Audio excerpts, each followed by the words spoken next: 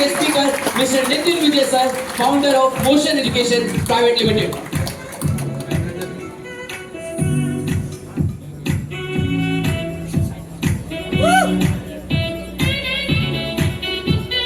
भारत माता की भारत माता की भारत माता की।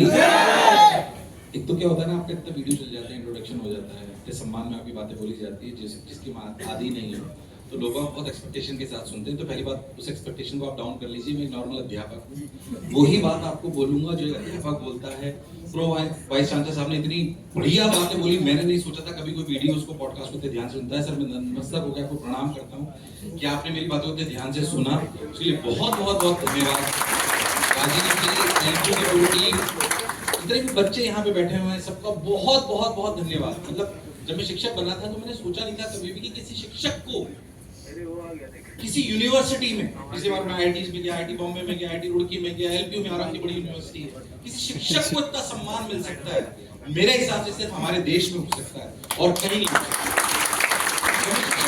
मैंने कभी सोचा नहीं था अपने जीवन में भी कि इतना सम्मान शिक्षक को मिल सकता है। ये ज्ञान की ताकत है कि मैं यहाँ पे खड़ा हूँ और उस ज्ञान को भी नतमस्तक होकर प्रणाम करता हूँ और इस मन से ईश्वर से कामना करता हूँ कि हर जीवन में मुझे शिक्षक ही बनाए और शिक्षा का दान मैं पूरे जीवन भर और हर जन्म में देता रहूं। खैर फिर से मैं कहता हूँ, बहुत अपेक्षाओं के साथ ही नॉर्मल टीचर की तरह सुनते हैं, बात सुनते हैं। मैं आपको ज्ञान दे पाऊंगा नहीं दे पाऊंगा ये मुझे आइडिया नहीं है, पर मैंने अपने जीवन में क्या सही गलत करा, क्योंकि हम कहते हैं, जैसे हम बच्चों को भी कहते हैं, हम बचपन से सुनते हुए आते हैं कि यार ठोकर खाने से हम सीखते हैं, बट मैं उसकी थोड़ी विचारधारा डिफरेंट रखता हूँ। हम ठोकर खाने से सीखते हैं, सही बात है, पर जीवन की सारी ठोकर हम नहीं खा सकते।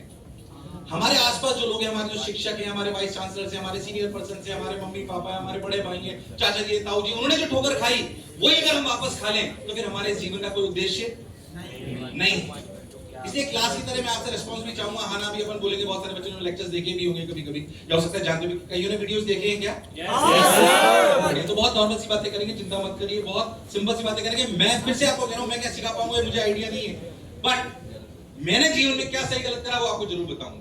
यात्रा शुरुआत करता हूँ, अगर अपन सिंपल सी बात करें, कोटागढ़ से पला बड़ा बहुत मध्यवर्गीय परिवार से आता हूँ, बहुत नॉर्मल परिवार से आता हूँ, मध्यवर्गीय परिवार से आता हूँ। मैं मानता हूँ मेरे पिताजी माताजी ने मुझे बहुत लग्जरी नहीं दी होगी, but the best part which they have given to me is कि उन्होंने मेरे को फ्रीडम दी विचारों की। इससे बड़ी और कोई ताकत आपके पेरेंट्स आपको दे नहीं सकते। मैं चाहता हूँ एक बार उनके लिए जोरदार तालियां। व्यक्तिगत अस्तित्व चेहरा में दिखाई देता हूँ हर जगह, मोशन के चेहरे पे ऊपर मेरा व्यक्तिगत अस्तित्व सिर्फ उनकी वजह से, और सिर्फ इसलिए नहीं कि मन से मुझे कहना चाहिए इसलिए मैं कह रहा हूँ, आई रियली मीन इट। अगर आपकी सबसे स्ट्रॉन्गेस्ट बैकबोन कोई हो सकता है तो वो कौन हो सकते हैं? पेरेंट्स। मैं शायद इस बात से शुरुआत नहीं करना चाहता था, बट फिर भी मैं कहना चाहता हूँ, शुरुआत थोड़ी इमोशनल हो सकती है, पर मैं अमूमन, क्योंकि हमें प्रोफेशनल होने की आदत होती है, हमें से कोई बातें करनी होती है। जब भी हम यूनिवर्सिटीज में, आईआईटीज में जाते हैं, किसी बार आईआईटी रुड़की में गया तो जब अपने क्लासेस को ओरिएंटेशन ले रहे होते तो शायद ही बात कर पाते, बट फिर भी मैं बताता हूँ, आप कितने भी बड़े हो जाओ, कितने भी बड़े हो जाओ, पर एक बात याद रखना कि आपके मम्मी पापा से ऊपर आपके लिए और कोई हो। मैं कह रहा हूँ, बहुत सारे लोग यहाँ पे जो बैठे हैं बहुत सफल होंगे, कोई आईएएस बन जाएगा, कोई क्या बन जाएगा, कोई टॉप वोटर बन जाएगा, कंपनी चालू कर लेगा, कोई $1 बिलियन कंपनी बनाएगा, कोई यूनिकॉर्न बनाएगा। पर मैं कह रहा हूँ कि अगर आपकी सफलता के साथ साथ आपके फादर मदर के आंखों में आपकी सफलता की वजह से खुशी के आंसू नहीं आए तो इस सफलता का कोई फायदा नहीं है। मैं बताता हूँ अपने आप को अमीर क्यों महसूस करता हूँ। दो बातें मैं फिर कह रहा हूँ, यहाँ से स्टार्ट करना चाहता हूँ, पर मैं खुद को क्यों अमीर महसूस करता हूँ मैं आपको बताता हूँ। दो पल मेरे जीवन में ऐसे आए जब मुझे लगा कि यार वाकई मैंने कुछ ना कुछ करा है। पहला क्षण, जब मैं मध्यवर्गीय परिवार के लिए आईआईटी में सिलेक्शन बहुत इंपॉर्टेंट होता है, तो जब मैं पहली बार आईआईटी में सिलेक्ट हुआ तो मेरे पिताजी के चेहरे पे जो सुकून भरी खुशी थी मुझे आज तक याद है। मुझे आज तक याद है कि उनको लगा कि अब हमारा बच्चा कहीं ना कहीं ढंग की जगह चला गया है। मुझे लगता है इससे बड़ी धरोहर मेरे पास और कोई नहीं। दूसरी कभी रिसेंटली भी मुझे मिली जनवरी में, जो मेरे को लगता है मेरी व्यक्तिगत कमाई।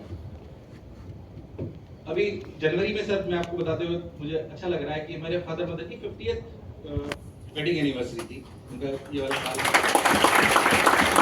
मुझे 3 बेटियों का विवाह करें जो अनाथ थी, बोल सुन नहीं सकती थी, तो हमने बहुत धूमधाम से उनका विवाह करा। मेरी माताजी की भी इच्छा थी। जब उनका कन्यादान करके हम उठे तो मेरी माताजी मुझे 20 मिनट तक लेकर रोती रही और वो आंसू सारे खुशी के थे। मैं कहता हूँ आपके जीवन में भी ऐसा पल आना चाहिए। बैंक में आपके पास कितना पैसा है ये महत्व नहीं रखता, आपका मान सम्मान कितना ये महत्व नहीं रखता। ये महत्व रखता है कि आपके माँ बाप की आंखों में आपके ऐसे खुशी के आंसू हैं या नहीं? क्या मैं वापस टाइप पे आता हूँ, मैं थोड़ा भावुक हो गया, क्योंकि जब भी एक शिक्षक के रूप में आपको सम्मान मिलता है तो आपका कर्तव्य भी बहुत बढ़ जाता है कि जिनको आप ज्ञान दे रहे हो उन्हें स्वार्थवश ज्ञान दे रहे हो या बिना स्वार्थ के ज्ञान दे रहे हो, ये बहुत इंपॉर्टेंट है। तो मेरी बात को थोड़ा ध्यान सुनिएगा, फिर से मैं आपसे बात को लेता हूँ। शायद थोड़ी सी भावुकता से शुरुआत हुई, मैं उसके लिए माफी चाहता हूँ, बट मुझे लगता है कि हम कितने भी बड़े बन जाए, मैं चाहता हूँ प्रोफेशनल बने, बट मैं कहता हूँ इमोशनल प्रोफेशनल बने, इसमें कोई बुराई वाली बात नहीं है। प्रोफेशनल शूट प्रोफेशनल बन के आप क्या कर लेंगे, इस ऊंचाई छू के आप क्या कर लेंगे? मानवता अगर आपके अंदर नहीं रही तो प्रोफेशनल बन के भी आप क्या कर लोगे? मैं मानता हूँ प्रोफेशनल के गुण होने चाहिए, बट इमोशन के साथ होने चाहिए। इसके आगे वाले सेशन में हो सकता है कि हम सारी बातें करें कि प्रोफेशनल कैसे बनना है, हमें क्या क्या ध्यान रखना है, बट ये याद रखना कि आपकी एथिक्स और इमोशन कभी भी छूटने। मैं आपको इमोशनली वीक होने के लिए नहीं बोल रहा हूँ कि आपको कोई भी बोलता है कि तुम नहीं पढ़ सकते, अरे तुमने क्या कर लिया, तुमने एक एग्जाम दिया था वो क्लियर नहीं करा और आप उसकी बात को दिल पे लगा लिया और आप 5 दिन तक नहीं पढ़े। मैं ये इमोशनली वीक बनने के लिए नहीं बोल रहा हूँ, बट इमोशन से हमारे पास जुनून आता है। यस और नो? यस और नो? इमोशंस के साथ अगर प्रोफेशनल बनेंगे तो जीवन में खुद के लिए कुछ अच्छा करेंगे, माँ बाप के लिए कुछ अच्छा करेंगे और देश के लिए भी अच्छा करेंगे। करेंगे कि नहीं करेंगे? यस और नो? हो सकता है मैं अध्यापक की तरह आपकी क्लासरूम पढ़ा, इस बात को समझना पड़ेगा। मैं अपनी यात्रा की शुरुआत करता हूँ क्योंकि यहाँ पे मैक्सिमम बच्चे कॉलेज के, तो मैं कॉलेज से आपको अपनी यात्रा शुरुआत करता हूँ। उससे पहले भी मैं एक बात बोलना चाहता हूँ, मैं ग्रेजुएट फ्रॉम आईआईटी वाराणसी, पर मैं व्यक्तिगत रूप से इसलिए कि एलपी में खड़ा हूं, मैंने बात आईआईटी रुड़की में भी जाके बोली, आईआईटी बॉम्बे में भी जाके बोली और वही बात रिपीट कर रहा हूं। आप मेरे सेशन में आप देखोगे तो भी मैंने बात बोली। मैं कम से भी कम अभी तक हमारे संस्थान में 2500 लोग काम करते हैं, मैं कम से भी कम अपने इस 20 साल के अनुभव में कम से भी कम 7-8 हजार लोगों का इंटरव्यू ले चुका हूं। बिलीव मी, डिग्री सिर्फ और सिर्फ एक फर्स्ट प्लेटफॉर्म है। आप आईआईटी से ग्रेजुएटेड हैं, आप एलपी से ग्रेजुएटेड हैं, आप कहीं और से ग्रेजुएटेड हैं। आईआईटी के बाद मान लीजिए एलपीयू आता है, उसके बाद भी कोई कॉलेज है, तो गलतफहमी, एक तो इंफीरियर मत फील करिए कि मैं आईआईटी में नहीं पहुंच पाया या मैं टॉप मेडिकल कॉलेज में नहीं पहुंच पाया या मैं टॉप मैनेजमेंट आईआईएम में नहीं पहुंच पाया, कोई खास फर्क नहीं पड़ता। और आपसे नीचे वाले कॉलेज में अगर कोई है तो अंडर एस्टिमेट भी मत करिए, ये भी मैं आपको बता दूं। 7000 लोगों से ऊपर का इंटरव्यू मैं ले चुका हूं, मैं आपको ईमानदारी से कह रहा हूं, सिर्फ और सिर्फ एक डिग्री आपका एक मापदंड है जिसमें आपको इनिशियल चांस जल्दी से मिल सकता है, इसके अलावा उसकी कोई खास वैल्यू नहीं है। मैं आपको ईमानदारी से बात कर रहा हूं, मैं कह रहा हूं आप जिस जगह पढ़ रहे हो उसका सम्मान करना सीखिए, इंफीरियर मत महसूस करिए। हो सकता है आप सब बहुत सारे लोगों ने कॉम्पिटिटिव एग्जामिनेशन दिया हो और हो सकता है उसमें कुछ पास हुए हो, कुछ फेल हुए हो, या हो सकता है जो आपने एक्सपेक्टेड रिजल्ट करा वो आपका नहीं आया हो, इस वजह से इंफीरियर महसूस करने की जरूरत नहीं है। मैं आपको पहली बात बोलना चाहता हूं, कई बार बच्चे ऐसा महसूस करते हैं और आईटी वालों बच्चों के साथ बहुत सारी समस्या मैं आपको बता दूं, उनका पता ही नहीं पड़ता तो क्या गलती करते हैं। अभी आईटी बॉम्बे गया, मैं बहुत सारे बच्चों से मिला, उनके मन में गलत लास्ट मतलब मेरे साथ 3 महीने पहले मेरा वहां पे सेशन था आईटी बॉम्बे में, तो ऐसे सभागार भरा हुआ था। मैंने उनको बोला, उनको थोड़ा अजीब सा भी लगा क्योंकि मैं बहुत सारे आईटीएस के साथ ऐसी बात देख रहा होता हूं, बहुत सारे डॉक्टर्स के साथ ऐसी बात देख रहा होता हूं, क्योंकि बहुत और कॉन्फिडेंस होता है कि हम तो आईटी क्लियर करके अब तो सब कुछ कर सकते हैं। मैक्सिमम आईटीएस जो फेल हो रहे होते हैं उनका एक कॉन्फिडेंस उनको ले डूबता है कि वो कुछ भी कर सकते हैं। एक सिर्फ डिग्री पा जाने से आप जीवन में सफल हो जाओगे ये जरूरी नहीं है।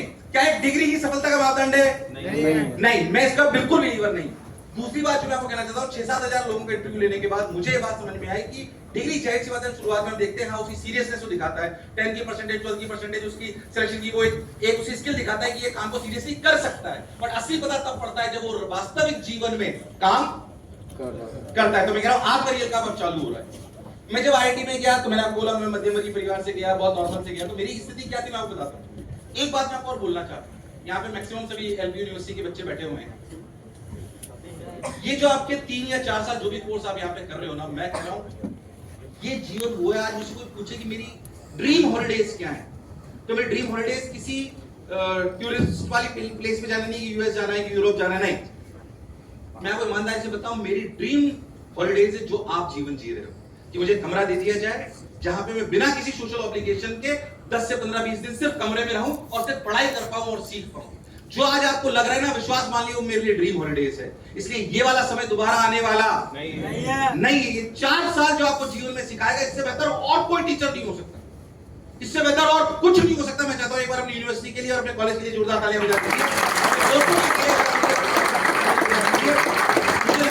4 साल मेरे जीवन में कुछ नहीं हो सकता, कुछ नहीं, नथिंग। मैं कॉलेज में गया तो मैं बताता हूं मेरी कैसी स्थिति थी। सर आपको जानकर आश्चर्य होगा कि हमारे कॉलेज में ना, पता नहीं यहाँ पे क्या प्रोफेसर बैठे हुए, मुझे शब्द प्रयोग करने चाहिए नहीं करनी चाहिए, बट हमारे कॉलेज में बाप कॉन्सेप्ट चलता था। पता नहीं यहाँ पे सीनियर्स को क्या बोलते हैं, बट टाइम पे रैगिंग भी हुआ करती है। यहाँ पे रैगिंग होती है क्या? होती भी होगी तो आप ऑफिसर्स के सामने बोलोगे नहीं होती, अच्छी बात है, बहुत बढ़िया। हमारे टाइम पे हुआ करती है, काफी हुआ करती है। और हमारे टाइम पे बाप कॉन्सेप्ट भी चला करता था कि जो आपका एग्जैक्ट सीनियर होता है, जैसे मेरा रोल नंबर था 2003 106, तो जो 2002 106 होगा मेरा बाप कहलाएगा। अभी भी चलता है वो, आईटी में वैसे चलता है। और उसके ऊपर जो मेरा सीनियर होगा वो मेरा दादा कहलाएगा, और उसके ऊपर दादा कहलाएगा। तो क्या ठीक है, that is a different concept. तो मेरे बाप ने रैगिंग बहुत हुआ करती थी, तो हमें बिठा लिए गए कमरे में, बैठा लिए गए हमने। मेरे बाप ने मुझसे बोला कि कंप्यूटर चालू कर दे। अब मैंने जीवन में कभी कंप्यूटर नहीं देखा, बड़ी बहुत पुरानी बात बता रहा हूँ मैं आपको, 2003 की बात बता रहा हूँ। मैंने जीवन में कंप्यूटर नहीं देखा, मैं अपनी परिस्थिति बता रहा हूँ आपको, मैं कहां से उठ के आया हूँ वो आपको बताना चाह रहा हूँ।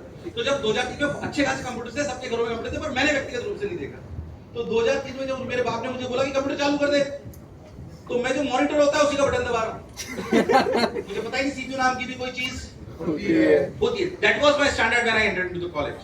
जब कॉलेज में पहली बार गया तो मैं वैसे मैं इंग्लिश मीडियम से पढ़ा हुआ हूं, बट हमारा इंग्लिश मीडियम स्कूल का नाम का स्कूल इंग्लिश मीडियम का था, बाकी उसमें इंग्लिश भी हिंदी में ही पढ़ाते थे। तो है जोक सब बात, तो ठीक है। मैं कह रहा हूं लैंग्वेज इज अ बैरियर, जो आपको सही जाहिर सी बात है, हम कई बार जज भी कर लेते हैं कि जो बहुत अच्छी इंग्लिश बोलता है सिर्फ कोई इंटेलिजेंट हो सकता है, ऐसा सच्चाई नहीं। बात ये मैं धीरे-धीरे टूट भी रहा हूं, टूटना भी जरूरी है। वो एक लैंग्वेज है जो कम्युनिकेट करने के लिए आवश्यक है, आई एग्री टू दिस, पर उसका इंटेलिजेंस और आईक्यू से कोई लेना देना नहीं है। It's a communication skill which is required to make sure कि आप अच्छे से कम्युनिकेट कर पाए। अच्छा, मेरी इंग्लिश अच्छी थी नहीं, अच्छा मेरे को कॉलेज क्या सिखाता है मैं आपको बताना चाहता हूं। तो कॉलेज जो सिखाया जाता है, तो मैं पहली बार जब गया तो मेरे को रूममेट मिला विशाखापट्टनम का। अब उस भाई को हिंदी नहीं आती थी और मुझे, तो 4-5 दिन तक तो हमारा या में काम चला। फाइनली उसने हिंदी सीख ली और मैंने इंग्लिश सीख ली। मैं कह रहा हूं वो ये कॉलेज आपको सच नहीं करता, मेरी ऐसी परिस्थिति। But what I have done correct to myself is, और क्या मेरे साथियों, तो मैं नहीं बोलूंगा माइंडसेट में कैसे करा। मेरी माताजी मुझे हमेशा से एक बात बोलती थी, जो आप लोगों ने पहले सुनी, भी मैं बोलता हूं कि अगर एक ही जगह गड्ढा खोदो तो पानी निकल आता है। मैं बार-बार इस कहानी को बोलता हूं, मेरी माताजी मुझे 200 बार सुनाई है, और पता नहीं मैं भी बच्चों को 500 बार सुना चुका हूं। बट मैं इसलिए बार-बार इस बात को बोलता हूं कि गांव में पानी निकल रहा था, तो हमने सोचा भाई कहां पानी निकलेगा, कुआं खोदे, तो मैंने सोचा यहां खोदे, यहां खोदा, 20 फुट पानी नहीं निकला, फिर दूसरी जगह खोदने लग गए, 20 फुट, वहां पे भी पानी नहीं। किसी भले इंसान ने बोला भाई एक ही जगह अगर गड्ढा खोद लेते 100 फुट का तो पानी इस कहानी को मैं लंबा नहीं करना चाहता, बट ये सब आपने सुनी होगी, पर मैं कह रहा हूं इसका अनुसरण करिए।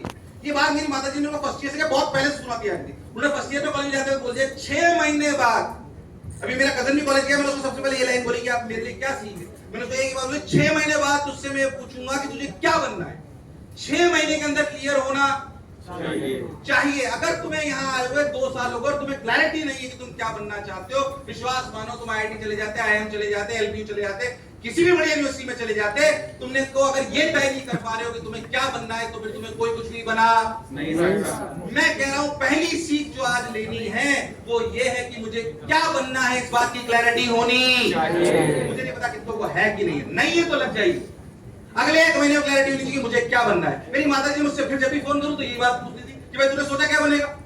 अब जब मैंने सोचा कि मैं क्या बनूंगा, तो बच्चा मैंने सोचा यार मैं या तो एस्ट्रोनॉट बन जाता हूं, फिजिक्स से मुझे प्रेम था, तो एस्ट्रोनॉट बन जाता हूं। पर फिर मैंने परिस्थिति देखी यार कि अगर एस्ट्रोनॉट बनने के लिए हो सकता है बाहर जाना पड़े ट्रेनिंग लेने के लिए, तो अपनी आर्थिक परिस्थिति वैसी, मेरे 2 इंटरेस्ट थे, या तो मैं एस्ट्रोनॉट बनूं या मैं अध्यापक बनूं।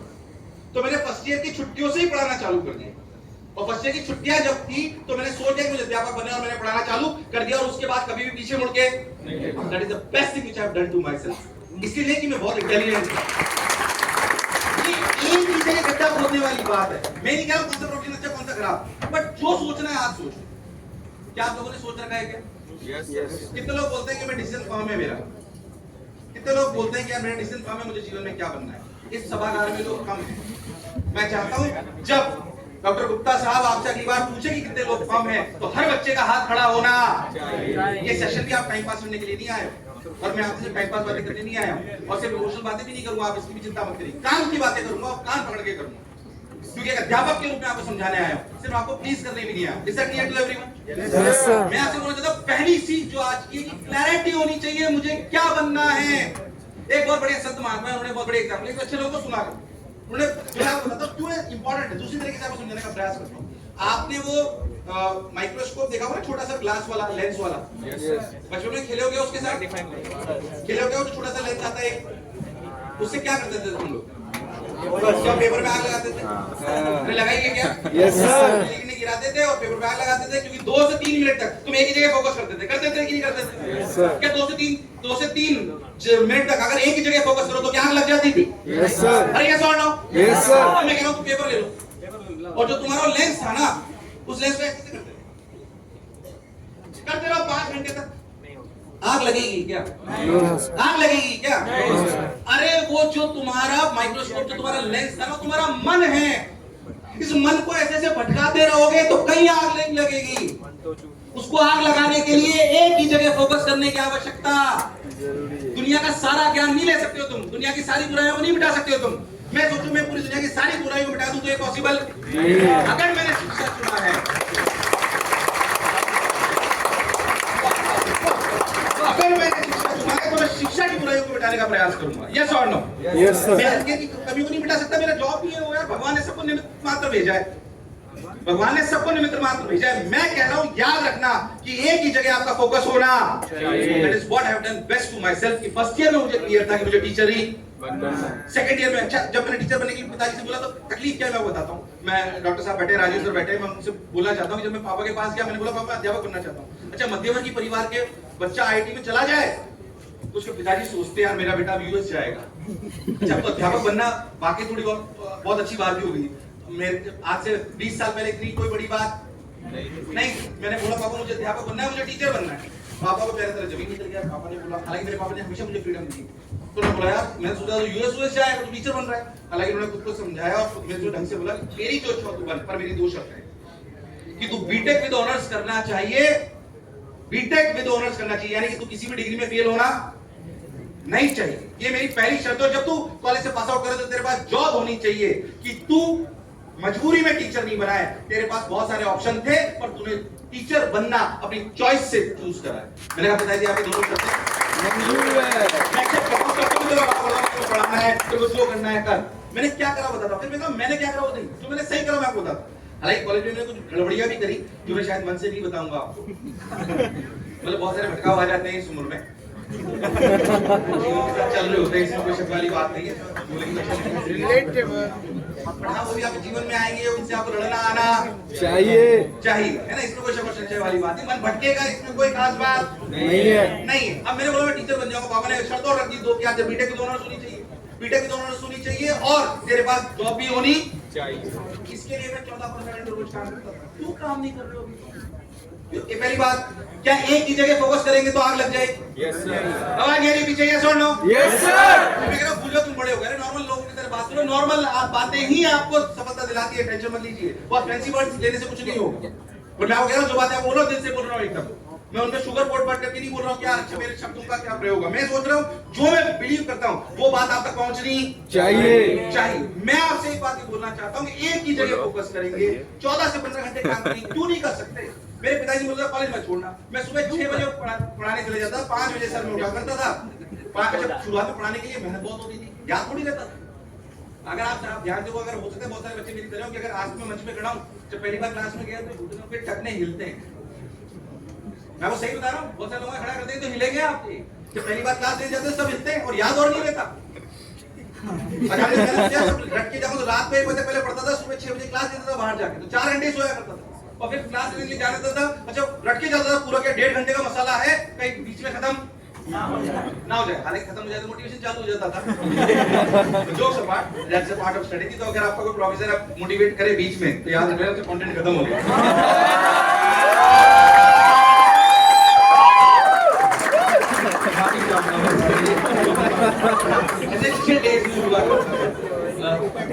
सही मैं किस रफ्तार में बोल रहा हूँ समझ में आ रहा है क्या? Yes sir. की बात?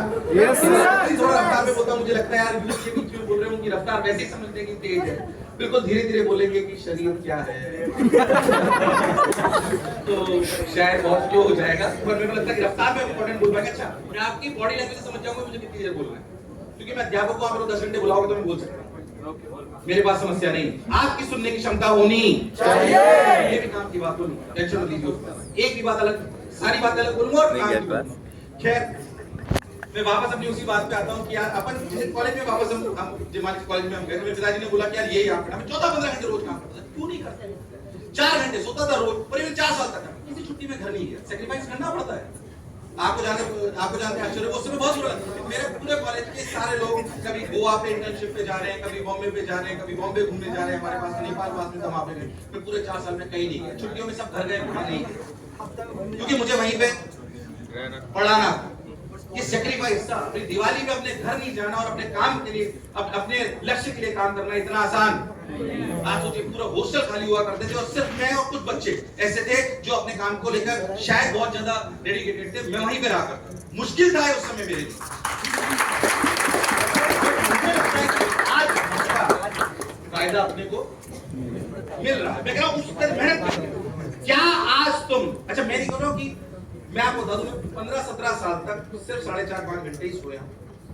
अब मैं 6 से 7 घंटे सोने लगा हूं, क्योंकि 40 का हो गया, इसलिए। बाकी अगर आप 4-5 घंटे सो और काम करो, इसमें कोई बुराई कोई। मैं कह रहा हूं पहली बात एक लक्ष्य तय कर लीजिए। और अच्छा तुम्हें ईमानदारी से बताओ, तुम रोज क्लास जाओ और रोज ईमानदारी से एलपीयू का जो भी तुम्हारा कोर्स है उसके लिए 3 घंटे क्लास के अलावा 3 घंटे रोज पढ़ो। तुम टॉप 3 में होंगे अपने कोर्स में। यस और नो? Yes sir. यस और नो? Yes sir. 6-7 घंटे तुम्हारा कॉलेज मान लो, 3 घंटे मान लो रोज। मैं कह रहा हूं तुम्हारे लक्ष्य के लिए तुम 4-5 घंटे काम करते हो रोज नियम से। जो एक कहते हैं ना कि हमारा तो होमवर्क ही कंप्लीट नहीं हो रहा, हमारा तो यूनिवर्सिटी का ही काम कंप्लीट नहीं हो रहा, ये एक्सक्यूजेस हैं। ये एक्सक्यूजेस है। मैं कहता हूं किसी ने बहुत सुंदर लाइन बोली है कि वो रास्ता जरूर गुजरता है जो आप ऐसे समझ लीजिए, it is very easy to take path from failures to success. It is very easy to take path from failures to Success. but it is impossible to take path from excuses to success.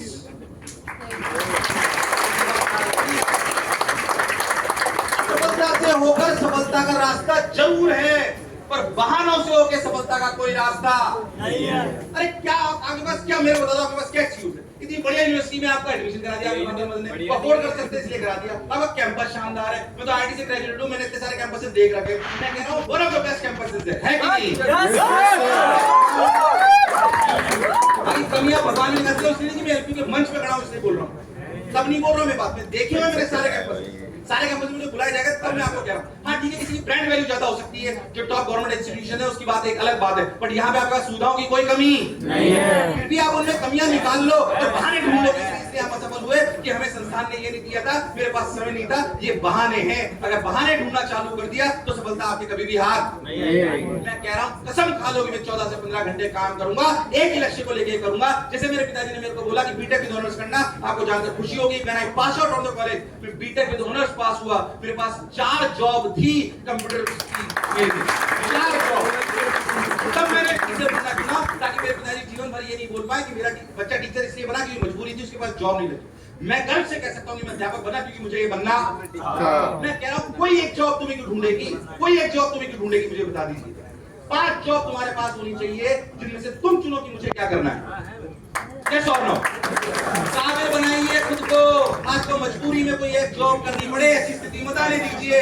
5 option आपके पास ही, मैं चुनूंगा मुझे क्या बनना है। मैं कह रहा हूं दुनिया में 100 में से 95 लोगों के पास काम है और 95 में से 85 लोग ऐसे हैं जिनके पास उनके मन का काम नहीं है, इसलिए वो सफल नहीं। दुनिया में सिर्फ 2 या 4% लोग ऐसे होंगे जिनके पास उनके मन का काम है, और जीवन में सफल वो होता है जिसके पास मन का काम है। मैं शायद 14-15 घंटे इसलिए काम कर पाता हूं क्योंकि रियलिटी में मुझे काम पसंद है, शिक्षा से मुझे प्रेम है। अगर मुझे शायद कोडर बना दिया जाता तो मैं इतना अच्छा काम, मैं कहता हूं मन का काम करिए। मन का काम करना चाहते हो कि नहीं करना चाहते? Yes sir. यस और नो? Yes sir. यस और नो? Yes sir. तो फिर इन बातों पे ध्यान दीजिए कि हमारा लक्ष्य हम ढूंढ लेंगे और फिर उससे डेविएट। अच्छा माइंडसेट रखिए। मैं बता रहा हूं फिर माइंडसेट, जैसे आपको गोल बड़ा दिखाई देता है, आपने सोच लिया। मैं आपको अपनी एक अजीब सी बात है सर, थोड़ी ऑब्जर्वेशन वाली। अमूमन ये कॉलेज की तो मैं ज्यादा बोलता नहीं उसके बारे में। मैं आपको थोड़ी सी बात बताता हूँ, मेरे जो मैं ऑब्जर्व करता हूँ कि कॉलेज में हम कैसे थे। ऐसा हम लोग कि हमारे कॉलेज में ना मैथ्स थी, तो हमारे कॉलेज में मैथ्स थी तो क्या हुआ कि वो मैथ्स में ना बहुत मिर्च मसाला खाना बनता था। मुझे थोड़ी देर बाद लगने लगा कि यार थोड़ा मिर्च मसाला है, पेट को सूट नहीं कर रहा। पता पड़ा पास में एक जैन मैस है, मेरे से जैसे 3-4 दोस्त और थे, तो मैं सोचा जैन मैस में जाके खाना खाएंगे। समस्या से ये थी कि शाम को जाके वहां खाना मिलता था, शाम को जाके पर बहुत बिल्कुल घर जैसा खाना मिलता था, बिना उसमें मिर्च मसाला ज्यादा कुछ नहीं हुआ करता था। अब हुआ ये कि हम जाने लगे वहां पे, 4-5 दोस्त थे, तो हमें 1 किलोमीटर पैदल चल के वहां पे जाना पड़ता था उस जगह खाना खाने के लिए। हमारे हॉस्टल से 1 किलोमीटर दूर वो थी हैदराबाद की एक जगह, वहां पे बाहर, तो वहां पे जाके 1 किलोमीटर दूरी पे हमको खाना खाना पड़ता था। अब हम जाते थे, हम 5 एक दोस्त थे, हम पांचों खाना बहुत पसंद आता। अब मैं बताऊं आपको, जब भी हम वहां जाते थे ना, मैं अपनी ऑब्जर्वेशन बता रहा हूं, तो मुझे कोई तकलीफ नहीं होती। मुझे लगता था हे भगवान, शाम को पूरा पढ़ के आया हूं, पढ़ा के आया हूं, सारी मेहनत करके आया हूं, अब बढ़िया घर जैसा खाना मिलेगा। मेरे 2-3 दोस्त थे जिनको खाना मुझसे भी ज्यादा पसंद। जब भी हम जाते थे शुरुआत के 5-7 दिन, वो कहते थे यार 1 किलोमीटर पैदल चलना पड़ता है, यार 1 किलोमीटर पैदल चलना पड़ता है, चलना पड़ता है, खाना तो अच्छा मिल रहा है। आप विश्वास मानो, जिनको समस्या बड़ी नजर आती थी कि 1 किलोमीटर पैदल चलना पड़ता है, उन्होंने 7 दिन बाद खाना खाने जाना छोड़ दिया। उन्होंने 7 दिन बाद खाना खाने जाना छोड़ दिया। मैं सिर्फ आपको बताना चाहता हूँ, खाना खाना जाने में, खाना खाना गोल था, वहां तक जाना में 1 किलोमीटर एक छोटी सी समस्या थी। यस और नो? आपको क्या बड़ा ये दिखाई देता है? गोल की समस्या। ये आपका नजरिया है, ये आपका नजरिया है कि आपको क्या बड़ा नजर आता है। भाई आपको गोल बड़ा नजर आता है कि समस्या बड़ी नजर आती है? अगर आपको गोल बड़ा नजर आएगा तो फिर आपको समस्या बहुत छोटी नजर आएगी। वही मैं आपसे कहना चाह रहा हूँ, कई लोग बच्चे परेशान होते हैं, हमारे वहां पढ़ने आते हैं, अरे एसी नहीं चला सर, आज ठंडा पानी नहीं मिला था। अरे ठंडा पानी नहीं मिला, एसी नहीं चला, हो सकता है आपकी भी एसी खराब हो जाए, इसका मतलब आप पढ़ना छोड़ दें। अगले दिन अगर एग्जाम है और रात को अगर आप लूंगा एसी नहीं चला तो क्या एग्जाम नहीं दोगे क्या? अरे ये सॉल्व नो, एग्जाम बिगाड़ दोगे क्या? अगर आप इतनी सी बातों से भयभीत हो जाते हो और विचलित हो जाते हो तो फिर आपका सफल होना मुश्किल है। इसलिए मैं आपको कह रहा हूं, आपको गोल बड़ा नजर आना। मैं आपसे एक और, यहां तक का जो कन्वर्सेशन हुआ उसमें एक टेक अवे आपसे को देना चाहता हूं कि आप, पहले शर्त ये है आज के सेशन की कि आप सब लोग तय कर लोगे कि आपको जीवन में क्या बनना है। यस और नो? Yes sir. क्या हम सभी लोग तय करेंगे? Yes sir. कि मुझे जीवन में क्या बनना है और क्या बनना है इसका डिसीजन फैसिनेशन से नहीं लेंगे कि एमपी सर ने बोला था टीचर बन गया, टीचर बन गया, नहीं। या मेरे को भैया ने जिन्होंने एमबीए कर लिया और वैसा फैसिनेशन ले लें। हमारी क्या कोर स्किल्स है, हमारा व्यक्तिगत रूप से किसमें इंटरेस्ट है, ये आपको पता होना, उसमें फोकस करेंगे। 14 से 15 घंटे काम करेंगे। बोलो पूरी मेहनत करेंगे कि नहीं करेंगे? यस और नो? मैं मानता हूँ कॉलेज में दोस्तों को ना कहना इतना आसान नहीं है। मैंने कहा और मैं मानता हूँ कि वो शायद कई बार अपन ऐसे भी सोचते हैं कि जीवन के पलों में जहाँ पे बहुत सारे मोमेंट्स अपन और जी सकते थे वो नहीं जी, बट मैं कह रहा हूँ कुछ पाने के लिए कुछ खोना तो पड़ता है। ये पर्सनल सेक्रीफाइस आपको करना पड़ेगा अगर आगे बढ़ना है तो। क्या कर सकते हैं? क्या 12 से 15 घंटे काम कर सकते हैं क्या? Yes sir. अपने लक्ष्य के लिए। क्योंकि मैं रियलिटी में शिक्षाविद हूँ, मुझे लगता है शिक्षा पे भी थोड़ी सी बात आपसे करनी चाहिए। कॉलेज को लेकर वापस आप पे आ जाऊंगा, मुझे लगता है शिक्षा पे बात करना बहुत आवश्यक है। सर ने बहुत बढ़िया लाइन बोली कि मेरी शिक्षा का क्या महत्व है। सर फिर से बहुत बहुत धन्यवाद, आपने मेरी बातों को इतनी ध्यान से सुना। मेरा असली मतलब है कि सीखने की प्रक्रिया को सिखाना असली शिक्षा है। Learn how to learn. मैं कोई बात बताऊं सर, आज से 6 साल पहले 7 साल पहले जब एआई की बात नहीं हो रही थी, मैं आपको छोटी सी बात और समझाना चाहता हूँ शिक्षा को लेकर। इस बात को बच्चे ध्यान से समझें।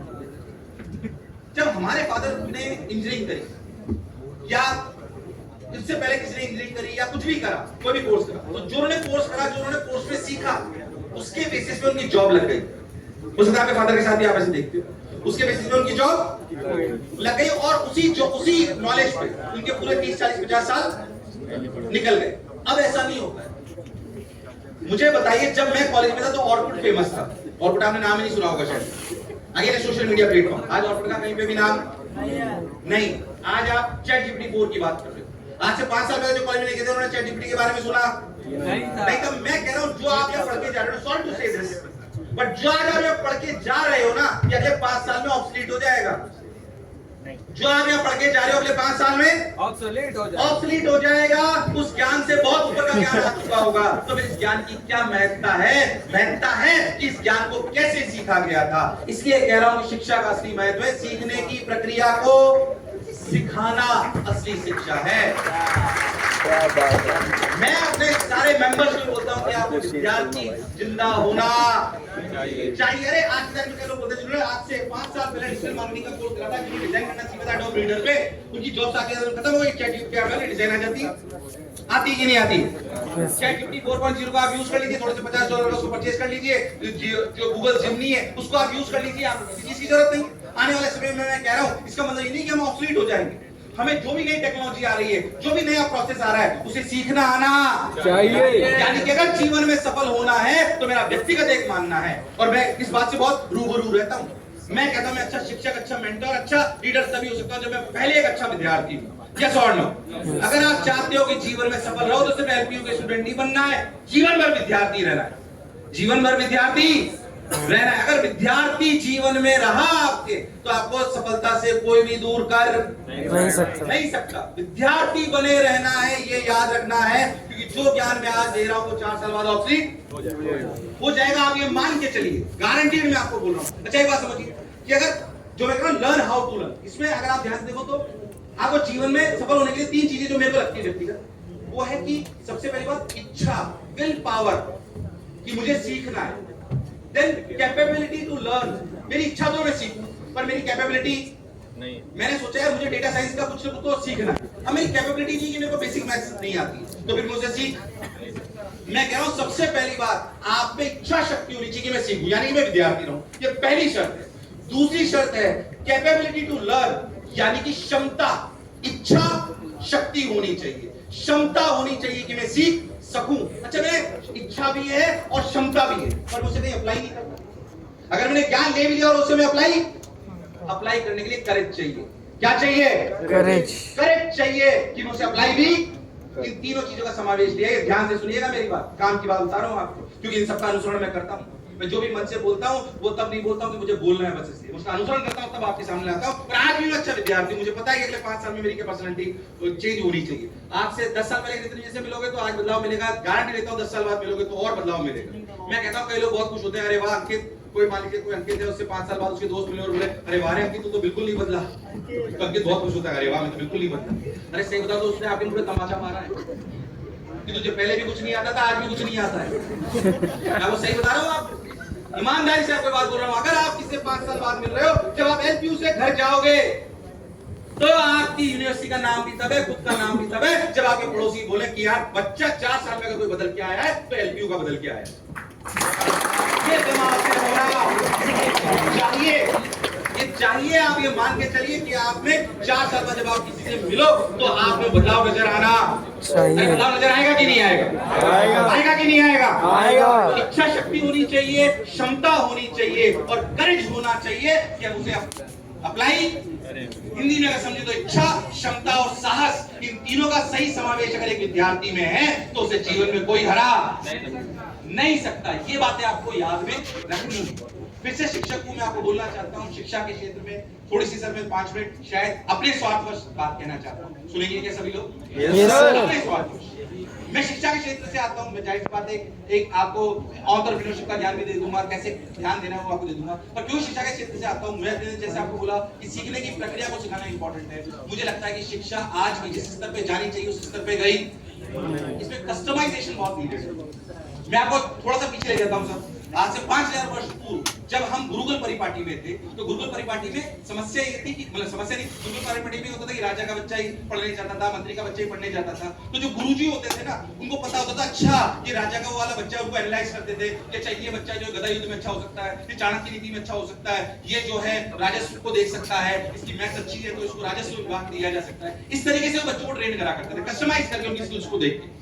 जैसे जैसे समय बदला, आज से 200, 250, 300 साल पहले हमें लगने लगा यार शिक्षा तो समान अधिकार है, शिक्षा सबके पास होनी चाहिए। और ये सच्चाई भी, शिक्षा सबका समान अधिकार है, चाहे कोई भी बच्चा हो, कैसा भी हो, किसी का भी बच्चा हो, उसको शिक्षा का अधिकार होना चाहिए। तो हमने सुना शिक्षा सबका समान अधिकार होना चाहिए। पर जब पहले तो कस्टमाइजेशन हो जाता था, क्योंकि गुरु को सिर्फ 5, 10 या 15 बच्चे पढ़ाने होते थे। आज की तारीख में समस्या ये है कि हमें सारे बच्चों को पढ़ाना है। तो धीरे धीरे हमने इस स्कूल सिस्टम पे ले आए। ये एक दिन में बिल्ड नहीं हुआ है, जिनको नहीं पता है। 250 साल पहले बहुत बड़ी तकलीफ थी कि बच्चों को कैसे सेग्रीगेट करें, उनको स्किल वाइज करें, रिलीजन वाइज करें, रीजन वाइज अलग अलग करें। Finally we have landed to a date of birth system, जिसमें आप और हम सब पढ़े हुए। Date of birth system means class wise system, कि इतने साल का बच्चा इस क्लास में जाएगा, इतने साल का बच्चा इस क्लास में जाएगा, इतने साल का बच्चा कॉलेज जाएगा, जिसमें आप बैठे हो। It is a class system. इसको 200-250 साल पहले इवॉल्व हुआ ये वाला सिस्टम। उस सिस्टम में पढ़ गए और उसी में पढ़ते, पर ये बन तो गए। इससे हम एजुकेशन को स्केलेबल और अफोर्डेबल तो बना पाए, स्केलेबल और अफोर्डेबल तो बना पाए, पर साथ में कस्टमाइजेशन जो था वो मिस हो गया, वो कस्टमाइजेशन गायब हो गया। मैं कह रहा हूं उसको वापस लाना है। शिक्षा को स्केलेबल भी बनाना है और अफोर्डेबल भी बनाना है, और साथ ही साथ वो कस्टमाइज भी होनी चाहिए। मेरा लक्ष्य, मैं सिर्फ आपसे ये रिक्वेस्ट करना था, ऐसे नहीं हम कर नहीं सकते। मैं कह रहा हूं 5 दोस्त आज की तारीख में हम कर चुके हैं, पर हम करना नहीं चाह रहे। आप 5 दोस्त मिलकर भी कमरे पे जाओ और 5 दोस्त मोबाइल साइड में रखकर सिर्फ ये बात करो कि मुझे स्नीकर्स खरीदने हैं। अगले 2 दिन बाद आप सबको, अगले 2 दिन बाद क्या, अगले 4 घंटे के अंदर अंदर आप सबको स्नीकर्स के ऐड दिखने लगेंगे। यस और नो? अरे यस और नो? कस्टमाइजेशन ही तो है। 700 करोड़ लोगों के लिए कस्टमाइजेशन कर चुके हैं सोशल मीडिया के माध्यम से। हमारी सबकी फीड सेम ही क्या अलग है?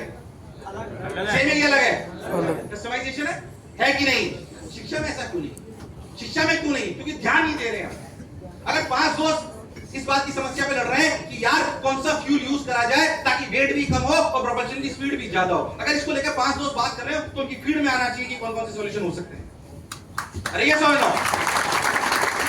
एंटरटेनमेंट इंडस्ट्री में कर सकते हैं तो एजुकेशन में ये मिसिंग पार्ट है। मैं इस पे काम करना चाहता हूं। क्यों हर बच्चे की कमियों के हिसाब से उसको कंटेंट नहीं मिलता है? क्यों हर बच्चे की कमियों और स्किल्स के अभाव के हिसाब से उसका कस्टमाइजेशन नहीं करा जा सकता है? इसको लेके हम काम करना चाहते हैं, इसलिए हमने भी बहुत सारी मशीन्स बनाई है, तो मैं उसमें बहुत ज्यादा जंप नहीं करना चाहता हूं। We have done that part. मैं एक शिक्षक होने के नाते और एक विद्यार्थी होने के नाते आपसे एक वादा चाहता हूं, वापस मैं अपनी भाषा शैली पे आ जाऊंगा कि आपको जीवन में किसी न किसी पड़ाव पर यह मौका मिलेगा कि आप शिक्षा के क्षेत्र में कुछ ना कुछ अपना इनपुट दो, तो क्या दोगे? यस और नो? Yes sir. बहुत बड़े कोडर बन जाओ तो तुम कोई ऐसी चीज को बिल्ड करने लग जाओ जो वाकई बहुत अच्छी हो। क्या हो सकता है तुम इंफ्रास्ट्रक्चर में कुछ इनपुट दे सकते हो सकता है तुम किसी स्किल वाले डेवलपमेंट में कर सकते हो। पर मैं आपसे एक शिक्षाविद होने के नाते आपसे एक प्रण आज लेना चाहता हूं कि अगर हमें समय मिलेगा और हमारा सामर्थ्य होगा तो हम शिक्षा के दान जो हमें मिला है उसका वापस कुछ ना कुछ सोसाइटी को जरूर लौटाएंगे। यस और नो? Yes sir. यस और नो? Yes sir. ये मैं आपसे वादा करना चाहता हूं। ये मेरे स्वार्थ से प्रेरित शायद कोई बात थी क्योंकि मैं शिक्षाविद। एक और बात जो मैं आपको कहना चाहता हूं, क्योंकि मेरे को एंटरप्रेन्योरशिप के लिए बोलने के लिए बोला गया है, मैं आपको उसकी स्टार्टिंग करता हूं। एंटरप्रेन्योरशिप अपने आप में बहुत लंबी जर्नी है, बहुत कुछ में सीखने को मिलता है। जो मैंने गलतियां करी वो मैं आपको बताता हूं। कॉलेज में तो जो मैंने आपको बताया वो है ही। मैं आपको एंटरप्रेन्योरशिप में बोला चाहता हूं, पहले क्या बताओ कि तुम सब लोगों ने कोई ना कोई एग्जाम क्लियर करा है। 10th करी होगी, 12th करी होगी, कॉम्पिटिटिव एग्जामिनेशन दिया होगा, कोई ना कोई एग्जामिनेशन क्लियर करा है तभी तुम यहाँ पे बैठे हो। 10th पास करी होगी, 12th पास करी होगी, अच्छी परसेंटेज आई होगी, जेईई दिया होगा, नीट दिया होगा, और भी कोई एग्जामिनेशन दिया होगा, ऐसे दोनों का और उसमें कहीं ना कहीं तुम लोग पहुंचे। ये जो तुमने एग्जामिनेशन क्लियर करे ये आपके पर्सनल आईक्यू और ईक्यू का समावेश है। ये आपकी पर्सनैलिटी थी कि अच्छा मेरा पर्सनली जो है ये मेरा आईक्यू था, ये मेरा टेम्परामेंट था, ये मेरा एग्जामिनेशन टेम्परामेंट, उसकी वजह से आप पहुंचे। जब रियल वर्ल्ड में जाओगे, किसमें जाओगे? जब रियल वर्ल्ड में जाओगे तो सिर्फ आपके आईक्यू से काम चलने वाला नहीं। अगर आज से डॉक्टर साहब चाहे कि मैं एलपीयू को वर्ल्ड क्लास बना दूं तो अकेले से होने वाला नहीं है। राजीव जी चाहे तो भी अकेले से होने वाला, अशोक सर भी चाहे, उनको विजन होना जरूरी है पर उनके अकेले से कुछ भी होने वाला। मैं कह रहा हूं आपको टीम बिल्ड करनी पड़ेगी। टीम बिल्ड करोगे तो आपकी इंटरपर्सनल रिलेशनशिप स्किल्स, आपकी लीडरशिप स्किल्स, आपकी मैनेजरियल स्किल्स, ये सब काम में आनी चाहिए। अच्छा बच्चे एक बात से और बात बताता हूं, जब वो एजुकेशन पूरी कर लेते ना तो मैं आपको बताऊं, जब आपने एग्जाम दिया था तो आपके मन में एंजाइटी होती थी कि नहीं होती थी? अच्छा एंजाइटी होती थी, प्रेशर महसूस होता था। क्या वैसा प्रेशर और एंजाइटी वापस महसूस करना चाहते हो क्या? जो तुमने कॉम्पिटिटिव एग्जामिनेशन के टाइम पे एंजाइटी और प्रेशर महसूस करा, या भी अपने एलपीयू के एग्जामिनेशंस में जो आप एंजाइटी और प्रेशर महसूस करते हो, क्या वो वापस महसूस करना चाहते हो क्या? हाँ, ना मत बोलिए इस पे। अगर आगे बढ़ना है तो वो एंजाइटी और प्रेशर जो आपको यहाँ महसूस हो रहा है, वो दिन में अगर लीडर बनना है तो 10 बार आएगा, कम से कम 10 बार आएगा, रोज कम से कम 10 बार आएगा। उस प्रेशर, उस एंजाइटी से आपको प्रेम होना। अरे एंजाइटी किस बात की? बच्चे एग्जाम देने जाते हैं एंजाइटी के साथ। मैं आपको, मेडिकल के भी बच्चे बैठे होंगे, एंजाइटी और एक्साइटमेंट के सिम्टम सेम है। अगर आप ध्यान से देखो तो एंजाइटी और एक्साइटमेंट के सिम्टम सेम है। उनमें भी एक में बीपी में चेंज आता है और नर्वसनेस होती है। दोनों चीजें हैं किसमें? एंजाइटी और। मैं कह रहा हूं अगर तुम्हें कल एग्जाम देने जाना है तो एंजाइटी वाला पार्ट है, एक्साइटमेंट वाला एक्साइटमेंट में कन्वर्ट होना चाहिए। कहना आसान है, करना मुश्किल है, पर ये आपको करना आना चाहिए। एंजाइटी को कन्वर्ट करिए एक्साइटमेंट में, डिप्रेशन को कन्वर्ट करिए कमिटमेंट में। अगर ये आप करना सीख गए तो रियलिटी में आप आगे बढ़ जाओगे। मैं आपको ये बातें आपको कहना चाहता हूं कि इसको, ये जो प्रेशर लेने की आपकी क्षमता है, इसको आगे बढ़ाइए, इंटरपर्सनल स्किल्स को बढ़ाइए। कई लोग यहाँ पे जॉब की तरफ जाएंगे, कई लोग यहाँ पे स्टार्टअप की तरफ जाएंगे। संडे भी बोला कि हम बहुत सारे स्टार्टअप्स को इंक्यूबेट करते हैं। मैं उसके लिए बहुत बहुत बधाई के पात्र हैं। आप लोगों ने बहुत सारे स्टार्टअप्स सामने करे भी, मैं सबसे सुन भी रहा था। एक बार जोरदार तालियां बजा दीजिए उसके लिए, बहुत इंपॉर्टेंट है। मैं कुछ बातें बोलना चाहता हूँ। बहुत सारे लोग स्टार्टअप करना चाहते हैं क्या? अरे यस और नो? Yes sir. बहुत सारे जॉब भी करना चाहते हो। मैं कह रहा हूँ जॉब में जब जाओगे ना तो पहली बात आपको किसी लोग को आप में आदत होनी चाहिए या तो आप किसी आदमी को फॉलो करोगे, या फिर कुछ दिन बाद कलीग के साथ काम करोगे, या फिर कुछ दिन बाद आप लीडर बन जाओगे तो फॉलो कराओगे। ये तीनों क्षमता आप में होनी चाहिए, ये तीनों क्षमता आप में होनी चाहिए। मैं आपको बोलना चाहता हूं कि अगर आप रियलिटी में कोई भी, जैसे मान लीजिए कोई भी आप चीज करना चाहते हो, आप स्टार्टअप में जाना चाहते हो, तो आप पार्टनर ढूंढना चाहते हो। जब आप पार्टनर ढूंढना चाहते हो ना, तो मैं आपको रियलिटी बता दूं, पार्टनर जब आप ढूंढना चाहते हो तो आप पार्टनर कैसा ढूंढते हो? आपका साथी सही होगी, क्या वो आपके जैसा होना चाहिए? जो आपका पार्टनर या आपका को फाउंडर होना चाहिए, क्या वो आपके जैसा होना चाहिए, क्या अलग होना चाहिए? अलग होना चाहिए, अलग होना चाहिए। आपको शादी नहीं करनी है। शादी के नाम पे सभी के चेहरे पे मुस्कुराहट आ जाती है, बच्चे शादी नहीं करेंगे। तो देख लीजिए सारे शादी वाले हैं यहाँ पे। अच्छा कितने बच्चे थे? अच्छा एक बच्चा है जिसने शादी नहीं करेगा, बहुत बढ़िया। तो अच्छी बात है, करिए यहाँ पे आई हुई, उनके लिए बहुत जोरदार तालियां बजा दीजिए। ऐसा फाउंडर का होना बहुत इंपॉर्टेंट है, बट मैं कह रहा हूँ जब आप एक को फाउंडर ढूंढते हो तो वो बेसिकली आपको उससे शादी नहीं करनी, वो आपसे डिफरेंट है। मैं आपको बताऊं तो आप कोई भी अगर प्रोडक्ट बना रहे हो तो प्रोडक्ट बनाते वक्त आप समझिए आपको एक बिल्डर चाहिए और एक सेलर चाहिए। अगर मान लीजिए 2 कोडर ने मिलकर कंपनी बनाई तो चलने के चांसेस कम है। अगर एक कोडर है हार्डकोर और दूसरा कौन है? दूसरा जिसको पता है कि प्रोडक्ट मार्केट फिट कैसे होगा, ये सेल्स कैसे होगा, कौन सी कंपनी इसको अप्लाई करा जा सकता है, कौन सा कंज्यूमर बैकग्राउंड होगा, क्या हमारी टीजी होगी, क्या ब्रांड लाइंस होगी, क्या टैगलाइंस होगी, वो भी उतना इंपॉर्टेंट है। ये गलती मैंने अपने जीवन में करी है, इसलिए मैं आपको कह रहा हूँ।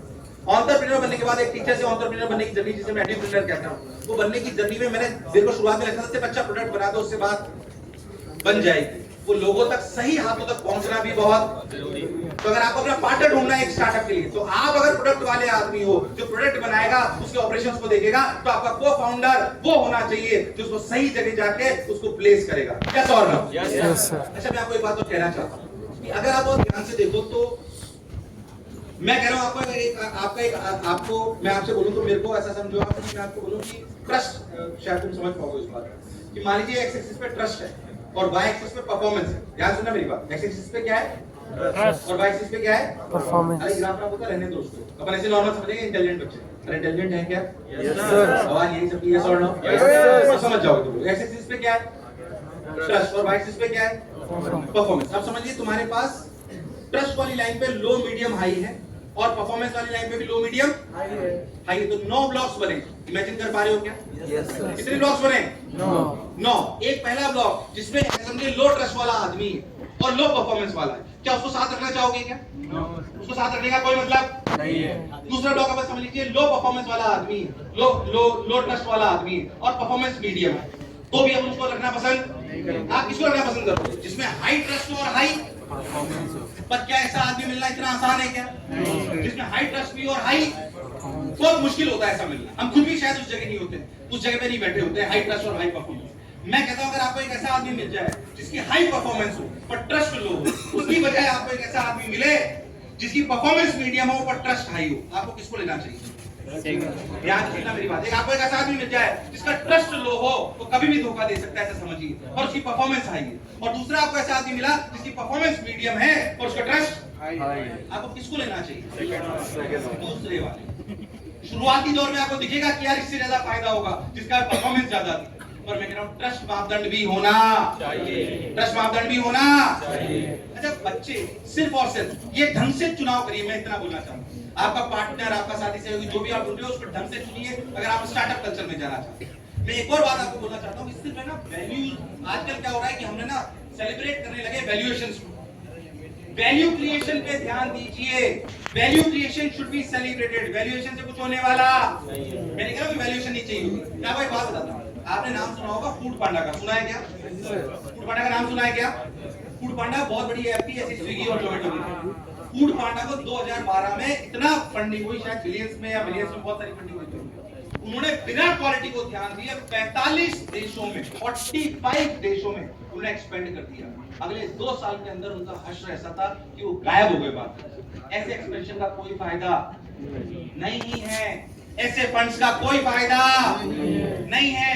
Fund should be raised to scale, not to see product market fit. मैं थोड़ी सी अलग लैंग्वेज बात यूज कर रहा हूं। आप जो प्रोडक्ट बना रहे हो मार्केट में फिट है नहीं है, पहले उसे चेक करिए, उसके बाद फंड्स को रेज करिए। प्रोडक्ट बनाने, सिर्फ आइडिया पेपर पे लाने के लिए सिर्फ आइडिया आपके पास है और उसके लिए फंड्स रेज करिए, ये गलत तरीका है। आप पहले प्रोडक्ट मार्केट फिट लाइए, उसके बाद उसको स्केल करने के लिए फंड्स को रेज करिए। अच्छा, फिर मैं कह रहा हूं एंटरप्रेन्योरशिप जर्नी बहुत कठिन है, ये आसान जॉब बहुत टफ है, पर हाँ इसका आनंद भी अलग है, सीखने को बहुत कुछ मिलता है। अगर मैं आपको रियलिटी में एक बात बताऊं तो जैसे मैं आपको बताऊं, इसके पीछे जुनून बहुत चाहिए बंदा। मतलब आपको ये आप पैसे से जीतोगे ये जरूरी नहीं था। कई बार बोलते हैं पैसे जीतेंगे, ऐसा नहीं। मैं आपको एग्जांपल बताता हूं, मेरे को कहानी बहुत इंस्पायर करती है कि हमारे पास कई बार चैलेंज आते हैं। मान लीजिए आज की तारीख में हमारे कॉम्पिटिटर है जो 400 करोड़ 500 करोड़ रुपए से ब्रांडिंग में वर्क कर रहे हैं। हमारा बजट ये 50-100 करोड़ के आसपास ही होता है जो हम ब्रांडिंग में अब उनसे बजट में हम बहुत कम है, ऐसा हो सकता है। बट द पॉइंट इज कि आपके पास जुनून होना, आज तो फिर भी इतना है, पहले तो कुछ भी नहीं था, जीरो ही था पैसा, मान के चलिए आज से 5-10 साल पहले। बट फिर भी हमारे पास जुनून होना चाहिए। जैक टेलर का नाम पता नहीं आपने सुना नहीं सुना, मैं उनकी कहानी आपको बता दूं। जैक टेलर ना एक फाइटर थे सर, वर्ल्ड वॉर 2 में बहुत बड़े फाइटर रहे। वो प्लेन उड़ाया करते थे यूएस के लिए। तो रिटायर हो गए, जब रिटायर हो गए तो उन्होंने सोचा, जुनूनी आदमी तो थे ही, उन्होंने पूरे टाइम लड़ाई लड़ी। उन्होंने बोला यार मैं ना एक ऐसी कंपनी बनाऊंगा जो बेसिकली उस तरह की कंपनी यूएस में पहले से एग्जिस्ट करती थी। उन्होंने बोला कि मैं ऐसी कंपनी बनाऊंगा जो कार रेंट पे देगी। किस पे देगी? कार रेंट पे देगी। तो उन्होंने कार रेंट पे देने वाली कंपनी बनाई। अगर उन्होंने कार रेंट पे देने वाली कंपनी बनाई तो उनसे किसी इंटरव्यू वाले ने पूछा, भाई आपने कार पे रेंट देने वाली चीज तो बना ली, अब मुझे एक बात बताइए कि आपने कार रेंट पे देने वाली तो बना ली, पर आपके पास तो सिर्फ 7 कार है, पहले 7 कार खरीदी। जो और कॉम्पिटिटर वाली कंपनीज हैं उनके पास तो किसी पास 100 कार है, 200 कार है, 500 कार है। कार भी आपकी फीचर वाइज उनसे ज्यादा, उनकी कार जो आपसे फीचर वाइज अच्छी है, उनके पास मैन पावर भी ज्यादा है, आप उनसे कैसे जीतो? उन्होंने बोला मैं उनसे जीतूंगा कस्टमर सर्विस। किस पे जीतूंगा? मुझसे बेहतर वो कस्टमर सर्विस दे। रात को 3 बजे भी मैं खुद ही फोन उठाता हूं अगर मेरे रेंट कार आती है, मुझसे बेहतर वो सर्विसेज दे। आपको जानकर खुशी होगी, वही जुनून की वजह से वो रेंट कार कंपनी आप जाके देखिए 1995 तक उसकी खुद की वैल्यूएशन 500 करोड़ के ऊपर थी, 500 यूएस डॉलर्स, 500 मिलियन डॉलर्स के ऊपर उसी कंपनी की वैल्यूएशन। ये जुनून की जिद है। मैं कह रहा हूं अगर आपको एंटरप्रेन्योर बनना है तो जुनून होना, बिना जुनून के कुछ भी होने वाला। जुनून आपको पालना पड़ेगा। आदमी कैसे चुनना है ये आपको पता होना चाहिए। फिर से मैं कह रहा हूं वैल्यूएशन पे ध्यान मत दीजिए, वैल्यू क्रिएशन पे ध्यान दीजिए। फूड पांडा वाली कंपनी नहीं बनना है अपने को जैक टेलर जैसी कंपनी बनना है कि अच्छा हाँ यार जो वैल्यू भी क्रिएट करे, जुनून के साथ आपको आगे बढ़ाए। मैं आपको कह रहा हूं जैसे बच्चे क्या करते हैं कई बार ना सिर्फ फीचर्स पे ध्यान देते हैं। अच्छा मैं आपको थोड़ी सी ब्रांडिंग के पर्सपेक्टिव से एक बात बोलता हूं, सुनना चाहते हो क्या? Yes sir. स्पेसिफिकली कुछ ही लोगों को ये बात समझ में आए ज्यादा, पर फिर भी बोलना चाहता हूं। आप एक बात समझिए कि अगर मार्केट में बहुत सारे कंपनीज हैं तो आप अगर ये बोलो ना कि हम उनसे, जैसे मान लीजिए आज जैक टेलर ये समझाते कि मेरी कार में ना उनके बैक वाली हमारी बैक सीट पे उनकी बैक सीट से 5 इंच का लेग स्पेस ज्यादा है। ये अपने आप को बेटर साबित करना है, डिफरेंट साबित करना। मार्केट में खुद को बेटर साबित करना बहुत मुश्किल है, पर डिफरेंट साबित करना बहुत आसान है। तो मैं कह रहा हूं बेटर साबित करना बहुत मुश्किल है, पर रियलिटी में खुद को डिफरेंट साबित करना बहुत, वो जो डिफरेंट यूएसपी आपकी है वो आपको पता होनी। एंटरप्रेन्योरशिप पे फिर मेरे को लगता है कि शायद बहुत सारे बच्चे इसमें होंगे जो भी जाना चाहते हैं, बहुत सारे बच्चे हैं जो इसमें अभी जाना नहीं चाहते, इसलिए इसमें उस वाले सेशन को मैं बहुत ज्यादा लंबा नहीं ले जाना चाहता हूं। पर फिर भी मुझे लगता है जो एंटरप्रेन्योरशिप की तरफ जाना चाहते हैं उनसे रिक्वेस्ट है, जो जॉब की तरफ जाना चाहते हैं उनसे भी ये मैं कहना चाहता हूं। अच्छा जॉब के लिए मैं आपको एक बात बोलना चाहता हूं, अरे सुनेंगे क्या सभी लोग? Yes sir. अरे यस और नो? Yes sir. 10-15 मिनट और बोल सकता हूं क्या? Yes sir. बहुत बढ़िया। तो मैं आपसे बोलना चाहता हूं कि जैसे जो जॉब के लिए जाना चाहते हैं उनसे बात कहना चाहता हूं, ध्यान से समझें।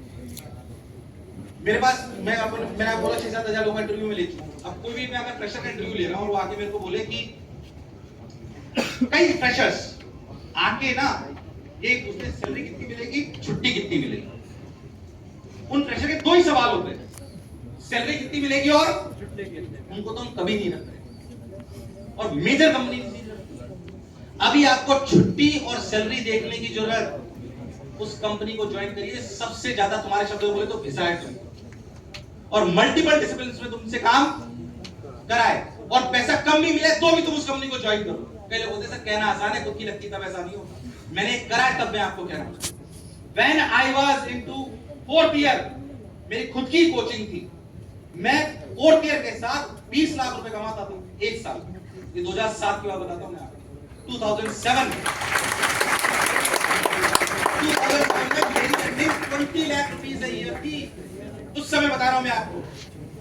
पर मैं बनारस में था, मुझे लगा यार पढ़ाने की अपॉर्चुनिटी इससे ज्यादा बेहतर कोटा में है। वहां पे बच्चे अच्छे ज्यादा है, अपॉर्चुनिटी ज्यादा है, वहां पे क्वालिटी ज्यादा मिलेगी, मुझे पढ़ाने का आनंद मिलेगा। यूपी में जिस जगह में था वहां पे थोड़ा सा गुंडागर्दी भी वगैरह थोड़ी ज्यादा थी उस समय, अब तो काफी बदलाव आ गया है। तो मैंने, आप विश्वास नहीं मानोगे सर, मैंने एक सबसे बड़े संस्थान जो आपने सुना होगा बदरुल्लाह का नाम शायद आपने उन्हें सुना हो, वो मेरे गुरु भी रहे हैं, शिक्षक के क्या गुण होने चाहिए वो मेरे को सिखाया। मुझे एक बार जोरदार तालियां बजाइए। एक गुरु के जो क्या मैंने मेरी मात्र सैलरी थी 40,000 रुपए महीना। जब पहली बार क्रेडिट हुआ ना चेक, मुझे लगता था कहाँ तो मैं एक जगह ओनर था, मैं 20 लाख रुपए कमाता था, कहाँ मैं एक जगह जॉब कर रहा हूँ जहाँ पे मेरे को कितनी सैलरी मिली। पर मैंने चुना कि मुझे सीखने को ज्यादा कहाँ, वो डिसीजन बहुत टफ था मेरे लिए। पर मुझे लगता है कि मेरे जीवन का सबसे अच्छा डिसीजन, जितने भी बच्चे यहाँ जॉब के लिए बैठने वाले ना, उसे रिक्वेस्ट करना चाहता हूँ, कंपनी वो चुनो जो तुम्हें सबसे ज्यादा काम कराए, खूब मेहनत कराए, खूब सिखाए। ऐसी कंपनी को ज्वाइन मत कर लेना जो आपको कम सिखाए, आराम ज्यादा कराए। क्या मेरी बात एकदम क्लियर है? ये समय अभी सीखने का है कि आराम का है? सीखने का। सीखने का है कि आराम का है? सीखने का। सीखने।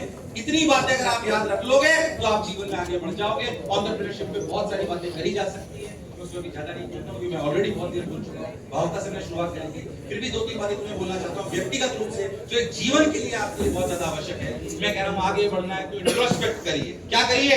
इंट्रोस्पेक्ट। आत्मचिंतन करिए, आत्मनन करिए, मैं कहाँ गलत हूँ। अगर आप ये नहीं करते हो तो आप गड़बड़ हो।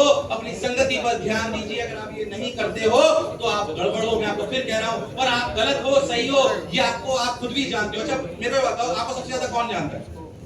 क्या आप खुद जानते हो? Yes sir. क्या अपने आप को आप सबसे ज्यादा खुद जानते हो? Yes sir. क्या पेरेंट्स ज्यादा जानते हैं? खुद ज्यादा जानते हो? नहीं। क्या पेरेंट्स ज्यादा जानते हैं? नहीं। बता दो तुम्हें सबसे ज्यादा कौन जानता है? मोबाइल। हंसी का विषय पर सच्चाई है। तुम्हें सबसे ज्यादा पता है कौन जानता है? मोबाइल। ध्यान से सुनना मेरी बात। उस मोबाइल को पता है तुमने 6 महीने पहले लुधियाना में जाकर कौन से रेस्टोरेंट में खाना खाया था और तुमने क्या डिश ऑर्डर करी थी? यस और नो? यस। वहां से निकलता तो उसका ऐड आने लगता है नहीं आने लगता? किसी भी सोशल मीडिया की फीड उठा लीजिए, इतने सारे बच्चे हजारों की संख्या में यहाँ पे बैठे हुए हैं, उन सबकी फीड सेम होगी कि अलग? सेम कि अलग?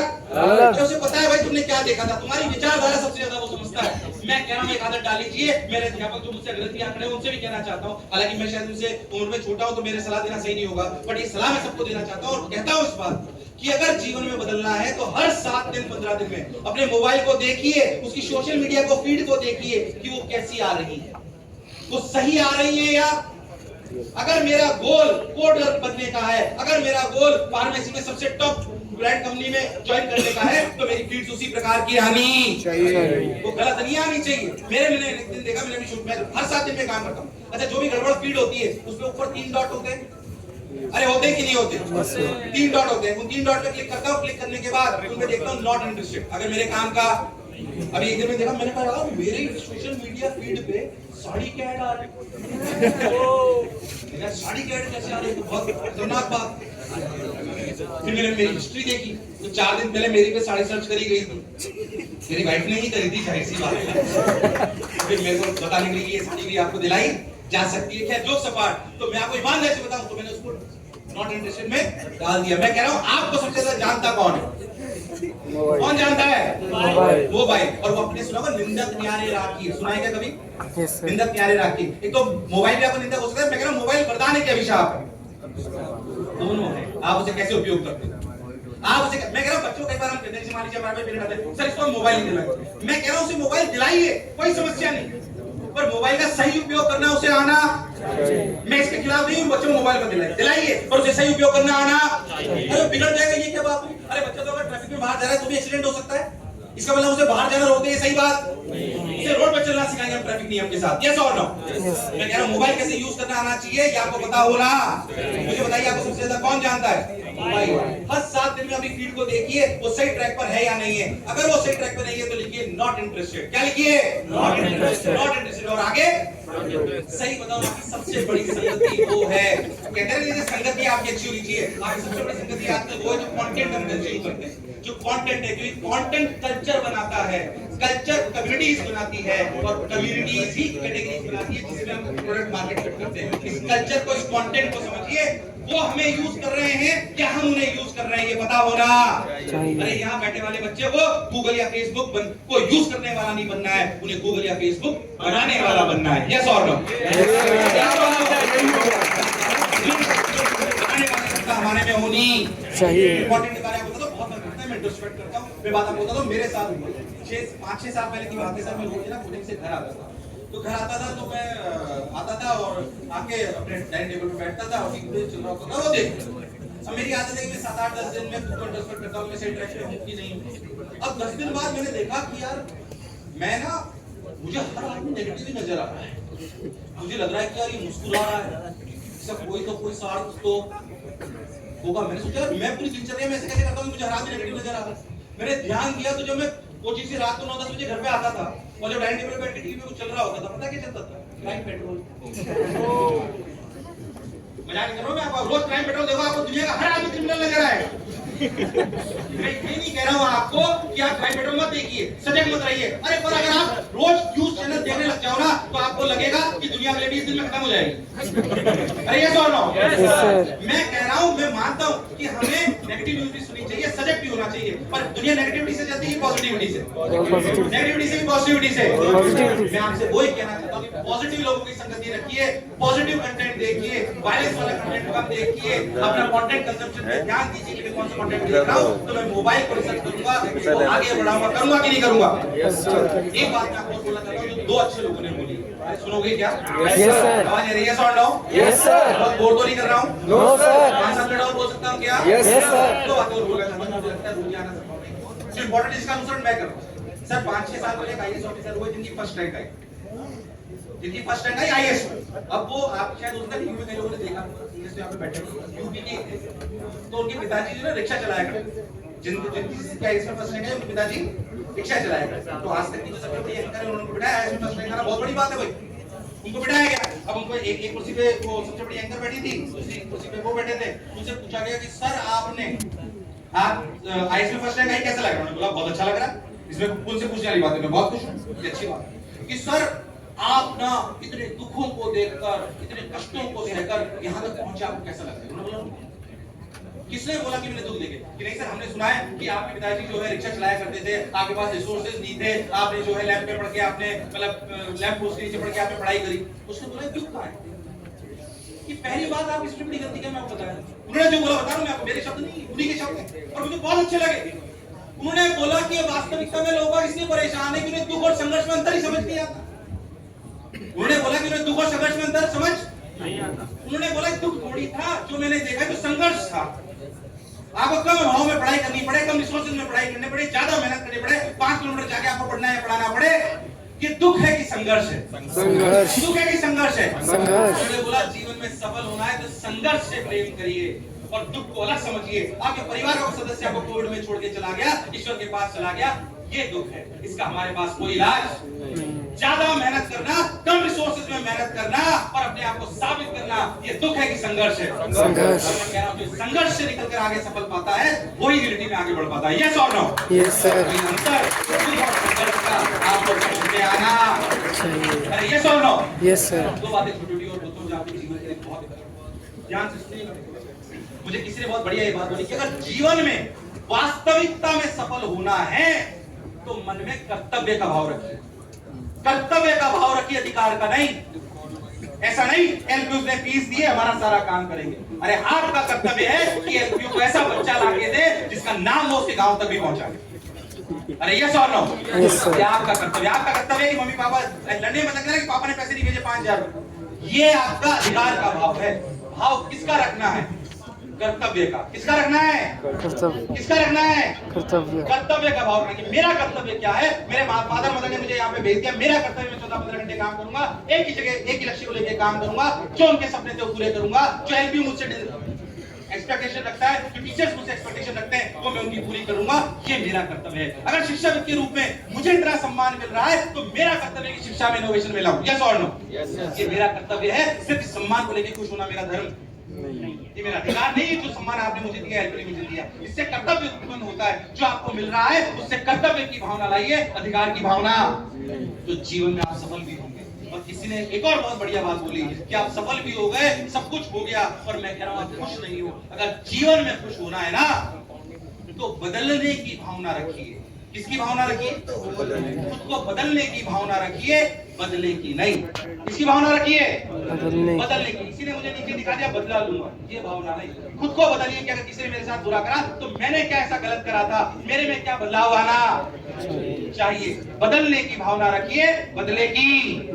ये 2-3 बातें जो मैंने आपको बोली, संगति पे ध्यान दीजिए, कर्तव्य का भाव रखिए, और रियलिटी में बदलने की भावना रखिए, बदले की। क्या याद रखेंगे क्या? Yes sir. अरे वाले याद रखेंगे क्या? Yes sir. और इन सबसे ऊपर है कि आपको काम करना आना चाहिए, क्योंकि कर्म का कोई पर्यायी। हम बच्चों के साथ एक सर बहुत सिंपल सी कविता गाते हैं, मेरे साथ गाओगे क्या? Yes sir. जैसे मैं अमूमन सेशंस में ऐसे मतलब सीनियर्स वालों में नहीं गाते, बट मैं कहता हूँ गाते हैं, अच्छा लगेगा आपको कि कर्म करो तो फल मिलता है, कर्म करो तो फल मिलता है, कर्म करो तो फल मिलता है, आज नहीं तो फल मिलता है, कर्म करो तो फल मिलता है, आज नहीं तो फल मिलता है। और जितना गहरा अधिक हो कुआं, जितना गहरा अधिक हो कुआं, उतना मीठा जल मिलता है। कर्म करो तो फल मिलता है। और जीवन के हर कठिन प्रश्न का, और जीवन के हर कठिन प्रश्न का जीवन से ही हल मिलता है। कर्म करो तो फल मिलता है, आज नहीं तो फल मिलता है। कर्म करेंगे कि नहीं करेंगे? करेंगे। कर्म के भरोसे रहेंगे कि भगवान के भरोसे रहेंगे? कर्म के। क्योंकि भगवान भी इसी भरोसे कि तुम कर्म करो। अरे यस और नो? Yes sir. अरे यस और नो? Yes sir. मेरे हिसाब से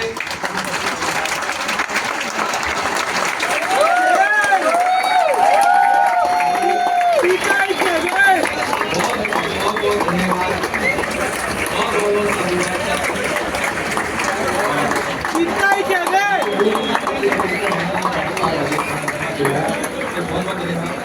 मुझे नहीं पता कुछ बोला शायद, और आशा करता हूँ कि आज का सेशन आप सभी लोगों ने काम कराया होगा। अरे रहा है क्या? Yes sir. वैसे ही मुझे भी ईश्वर से प्रार्थना करना है कि ऐसे बहुत बहुत बहुत बहुत धन्यवाद मुझे आप बुलाने के लिए। बहुत बहुत धन्यवाद, थैंक यू। जय भारत, भारत माता की जय, माता की जय, भारत माता की जय। Thank you.